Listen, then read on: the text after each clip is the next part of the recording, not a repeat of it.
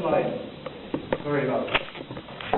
So, it is now 12 years ago, I think, a friend, medical coordinator of NSF in Mozambique, mentioned this idea of global social protection. And you have to be careful when you give people ideas like that, because since then it has become more or less an obsession for me. And once you see it, it's difficult to imagine why it's not happening. It's such a simple and useful idea. But without going into the details and without trying to sell a particular idea, what I would like to do in the next 20 minutes is to go through four arguments for global social protection as they came up in my life. So I'm going to be a bit personal here, because I think we will have plenty of time to discuss exactly how. And the first argument was, in fact, purely humanitarian. When that idea came up, that was in Mozambique after the floods. Perhaps some of you remember those floods of February 2000. Baby Rosita, born in the tree, became famous. Lots of people that had to be rescued, and the silly thing of it, or for me what I found extremely silly about it, is that we knew it was going to happen. Actually, we put a new team in Shokwe in that little town 3 days before it was flooded, because we knew it was going to happen. And we could not convince any donor country, I don't like the word donor country, I'll come back to that later, to give us money for buying a small rubber boat to rescue people, because it was not an emergency. And then the floods happened, and the day after, they were literally stumbling over our doorstep, giving us money to rent helicopters at like $1,000, $2,000 an hour. The rubber boat was $1,000 to buy it. But that was not convenient. That renting these helicopters, because we were in an emergency, that was acceptable. That was humanitarian. Now, in the weeks and months after that, we created a therapeutic feeding center because people had lost their harvest, and there is a food distribution, but you know there's always part of the population that doesn't get access for some reason, and so you have severely malnourished children. And usually, that's actually one of the most rewarding things to do as a humanitarian actor, therapeutic feeding, because you have these little kids and they're almost dying, and then a couple of days or weeks after, they go home and they're smiling and they're happy, etc. And in Mozambique, that happened with some of the kids, I would say more or less half. And some of them didn't get better, and some of them actually got worse and died. And actually, the only explanation we could find for it, and which was later confirmed, was that those kids had AIDS. And that's why they were malnourished, because they had chronic diarrhea. And I went to the Minister of Health of Mozambique, who I feared very much at that time, who became a good friend afterwards, and who is here. And I said, listen, we have money for antiretrovirals. There's so much money pouring in because of these floods, and we cannot use it, we cannot spend it in a wise way. Can we give those kids antiretrovirals? And the minister said, I'm very sorry, but as long as there is no perspective on providing treatment to everyone in my country who needs it, how can I justify it? How can I justify that you foreigners are going to provide treatment to 10, 20 kids and the rest of my country cannot have it? So we were forced to let those kids go home and die. So there was nothing else we could do with that. There was no perspective. And that's where the idea came up, and we said, this is silly. I mean, if only we would have some kind of global social protection mechanism and transfers between countries, then we could do it, and it could be sustainable.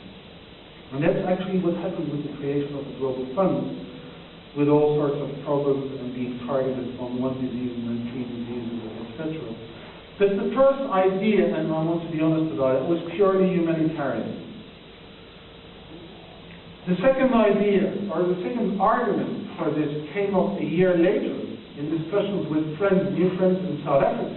South Africa was involved in a court case at that time with pharmaceutical companies on the use of generic medicines and patent law. And the government of South Africa, with support from the AIDS Law Project, said, health is a human right, and therefore we are allowed to produce generic medicines, and we are allowed to overrule international intellectual property law. And of course, I am a lawyer, even if I was working for Doctors Without Borders, and so I got intrigued.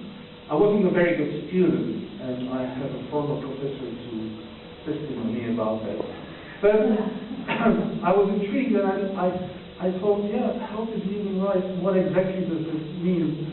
And I went to look at the text again, and there are two families, or clans you could call them, of human rights: the civil and the political rights, and the economic, social, and cultural rights.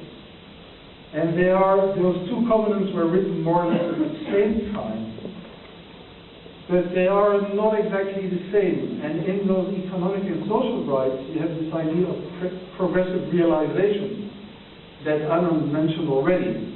So countries commit or undertake to take steps to the maximum of its available resources. So they have to try, that's basically what it says. But there's another line in it. States make a commitment individually and through international assistance and cooperation. So states, when they ratified it, they actually made a commitment to realize those rights, not only at home, but also in the rest of the world. That's what the text says. Now it's a bit unclear how then do you articulate the national responsibility and the international responsibility, etc. That's not clear. But what is very clear is that some countries are unable to realize the core content of the right to health itself. Take Burundi. Burundi has a gross domestic product of $150 per person. Even if you can have 20% of that as government revenue, which is ambitious for a low-income country, you have $30. And with that, you don't only pay for health, but also for education and for many other things. So if of those $30 you can use 5 for health, it's a lot. And today, Burundi doesn't have $5 coming from Burundi itself for health. You cannot realize the core content of the right to health with $5 per person per year. It's just not possible. So actually, health today is not a human right. It is the privilege of people being born in countries that are not too poor. If it is a human right, then there must be a corresponding international obligation to help at least those countries. So we can discuss on what the thresholds are and how the system works, etc. But there is a human rights argument. Now then, I left Mozambique, I went to Belgium, and I became the executive director of Doctors Without Borders, and one of the first things that happened, I wasn't in function yet, but I was appointed, was I got a call that Helene de Beer was murdered in Afghanistan. It was one of my first duties to meet the parents. And that has become a relation and a friendship since then, and Francis has always encouraged me to continue on my thinking. So I did a PhD on that, and then I got invited by Thomas Fogler to go to Yale and to work on those ideas. And Thomas Fogler asked me, what do you mean that when you say that health is a human right? And I said, well, I'm a lawyer, so health is a human right because we have those human rights treaties that say that health is a human right. And then Thomas said, but that's not good enough. So that means that without the treaty, health is not a human right. What do you mean exactly? And so he pushed me to think further and to go towards notions of justice. And I had a strong feeling on the reasons why health could be a human right, or why there are those international responsibilities. And actually, I came later. I found in this book, in a very short way, well described the reason why I think that taxpayers in Belgium should pay money for health and education in Mozambique. Because of this is from Branko Milanovic, and he's an economist at the World Bank. And he says there is good and bad inequality. Good inequality is needed to create incentives for people to work harder to study. But there is bad inequality. Bad inequality that starts at a point that is not easy to define, where rather than providing motivation to excel, inequality provides the means to preserve the acquired position. Basically, it means that if you're wealthy, then you can invest in your own knowledge, in the knowledge of your children, in the education of your children, and they have a better chance of being successful in the next round of the competition. And so you get an accumulation of wealth within parts of the community and other parts of the community that become poorer and poorer. And so actually the poverty of some is the consequence of the richness of others. Do we have to feel guilty about that? Yes and no. Perhaps no, because we found a solution to that in richer countries, and that is social protection, and that is taxation. And the more you earn, the more you pay taxes, and with those taxes, the government pays for equal opportunity, for education, for health, etc. But if you think it through how this bad inequality works, this does not stop at the borders of countries. This effect of preserving acquired position does not stop at the borders of countries. We recently got money from the European Commission for a research project that is a competition. Other researchers from other parts of the world can try to get that, but they're not in the same position. If you come from a wealthy country, you have a better chance of acquiring that kind of funding.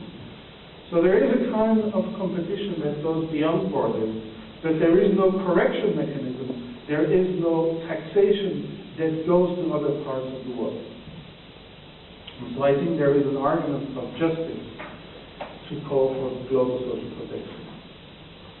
Now the final argument, and that came recently, and for some reason I'm starting to think that this is why the whole idea is getting more traction in areas where previously it didn't get a lot of traction. And it comes from Danny Roderick. And basically, Danny Roderick says that in a global market, it's very difficult to uphold national social protection regimes, because governments are starting to compete against each other, trying to attract capital, trying to attract investment, and they are slowly reducing taxation levels, social protection levels, etc. So what Danny Roderick says is that either you move away from globalization, from markets that are completely open, or you go to some kind of global governance, some kind of convergence around international standards. And they don't have to be exactly the same for all countries. But it is clear that if parts of the world continue to have very low levels of taxation, then it's going to be difficult for other parts of the world to continue the systems that we have. Or you can turn it around.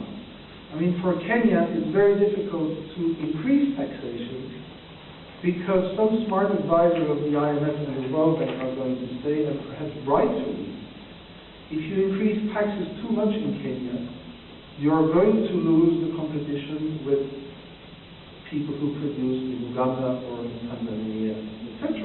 And it's exactly the same argument we hear in Belgium, that we have to reduce our minimum salaries because that's what happened in Germany. Well, you hear now the same arguments between Kenya and Uganda and Tanzania or in Latin America.